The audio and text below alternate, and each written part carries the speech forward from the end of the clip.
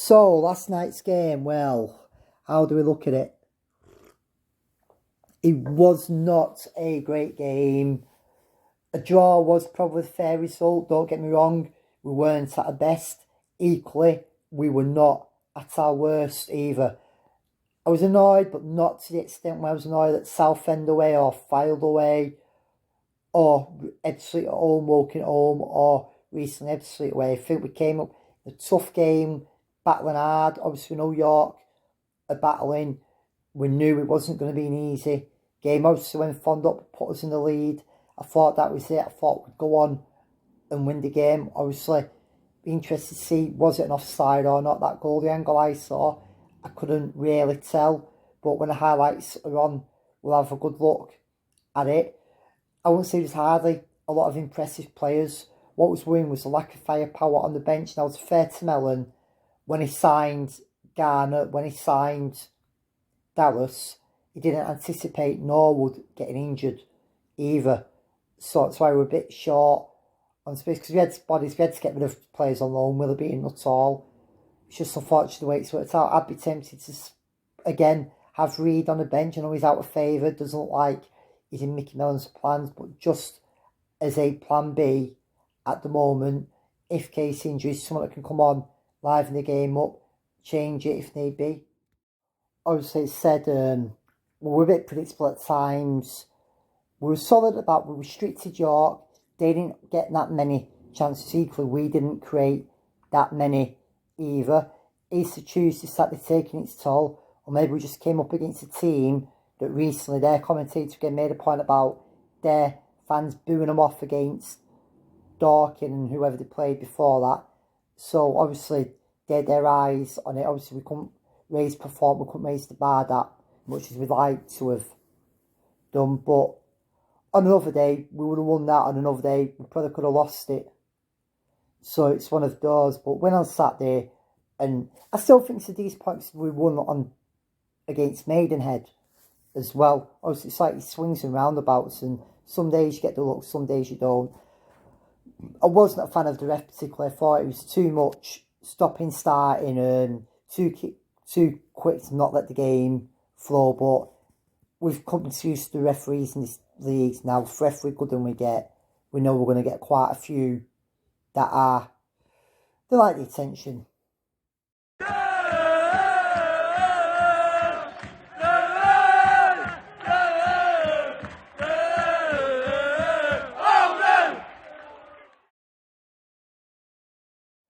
I'd definitely be keeping an eye on that Batty who played for York last night. He was my man of the match.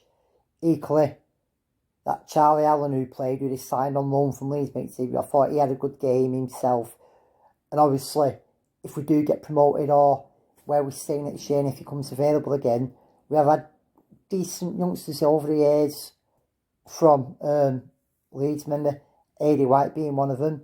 So someone maybe just to keep an eye on. One thing what was funny was the York commentator was saying, oh, the fans want 5,000 fans feeding a second goal, and I was hoping Fondle would grab the winner. Divine intervention, say it was written in the stars, just to throw his comment back at him. Unfortunately, it didn't. So last night was an interesting night. Obviously, it should have been a full league programme, but there was a number of postponements. Halifax didn't play their game with Chesterfield was off. Rochdale's game home to Bournemouth, who was called off. Bournemouth must be pissed off coming up here and games being called off. So obviously, Bromley drew 2-2 with Dagenham. Although they went a goal down, they got it back, but Dagenham conceded late on. I still think Bromley have been the top three, but keeps them within that little bit reach of us. Obviously, we still have to play them at home. Barnet lost away at Aldershot again. Barnet looked like if the team's going to drop down, it's them. Now I know Aldershot are around us, but I'd rather keep teams among us making ground than them above, because it keeps it more competitive. Oldham lost again 3-2 away at Hartlepool. Apparently they arrested Con Clark as well, which is a gamble that didn't pay off. A few weeks back, Oldham was on form. Now they're outside. Solihull came from 2-0 down to draw 2-2 with Fylde. Another team that has been on form, although they lost to Barnet the other day, so maybe I would say that manager bounce has just eased a little bit. Also, Eastleigh we're playing next week, won away 5-2 at Oxford City. Dave just sat there manager, so obviously they'll be full of confidence. Now, what's interesting is Dagenham that were in 11th, they're actually only 4 points clear of the bottom four who went out, which the fourth bottom place is now occupied by Dorking. Ebbsfleet beat Woking 1-0 last night. Obviously, City beat Oxford City 5-2. And it's getting tight down there. If Rochdale do end up in trouble and have points deducted, they could easily find themselves in the bottom four. Also, Wealdstone win the FA Trophy action last night. They've got games in hand, which they should be okay. I think Bournemouth higher up should be okay. Dagenham actually, although they're on 42 points, they're actually 11 points off the final playoff spot. But it's like I've said all along, anyone can beat anyone on the day in this league, and that's why you cannot afford to be slipping up anymore. Gateshead beat Kidderminster, who we faced this Saturday at home 2-0. Another team whose form looks like now it's dipping now. The manager has bounced.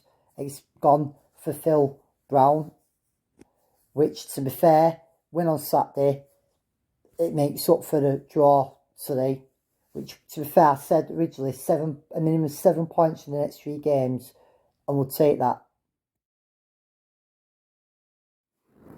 And that's it. A few final points. Chesterfield's now a 12:30 kick-off. No announcement whether it's on TV or not. On Saturday, we've got lads over from Holland. They come over every year. I think it was Good Friday 2016 I first met them, but they're a good set of lads. Come and say hello to them. They'll be around the ground at some point. Frank obviously was at the game last night, which was good to see, and on Saturday we'll show our appreciation for what he's done, his heroics, his efforts, how he's brought pride and put our town on the map for the right reasons. He's a right good ambassador for Oldham, and where you can argue at times the football club's not had the success, Frank himself has been a ray of light. Around Tommy Oldham, and I'll see you on the terraces. Keep well, keep the faith, and come on Oldham.